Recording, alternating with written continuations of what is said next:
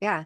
So embrace your failures, right? For so many of us, when we fail at something, we then feel like we are a failure. And that's not how it works. Like failing at something is a moment in time, right? It's a bump in the road. And a lot of times that keeps us from moving forward because we don't look at it as a learning experience. We look at it as like, oh my gosh, I'm now a failure, right? This didn't go.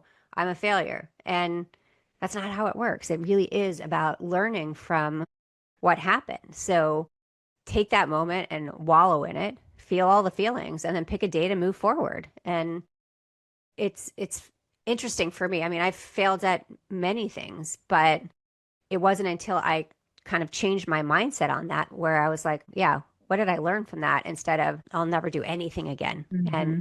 we're so afraid that what will people think? And if I fail, like that's the end of the world. No, it's not. It's some of the most successful people fail all the time. That's part Hmm. of it because that's how you learn. That's how it's like a test, right? How do you move forward? Hmm. The next one is, I think, one of the hardest thing for women, which is ask yourself what you want because we're so used to being everything to everybody else. And the idea of really taking a step back and saying, what do I want? What do I need? It's not selfish. And we've been told that for so long that it's selfish to actually want something for yourself. And that is not true. But think back to when you were a little kid. Like what did you want to be? What did you want to do?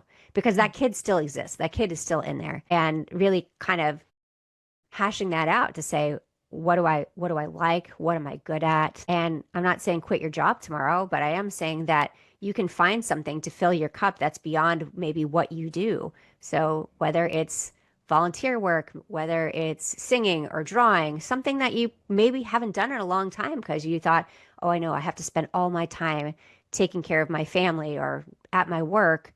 Take a step back and say, let me try something that really makes me happy. Hmm.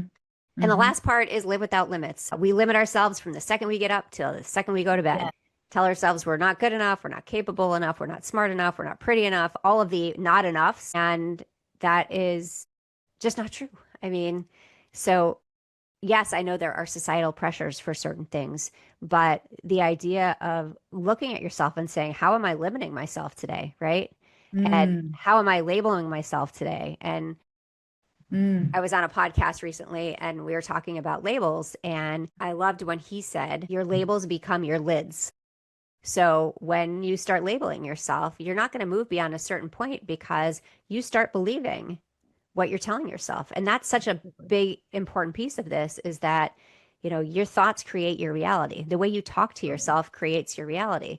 So do you really want to get up every day and say, oh my gosh, I hate the person I see in the mirror? Like, who wants that? Right? Hmm.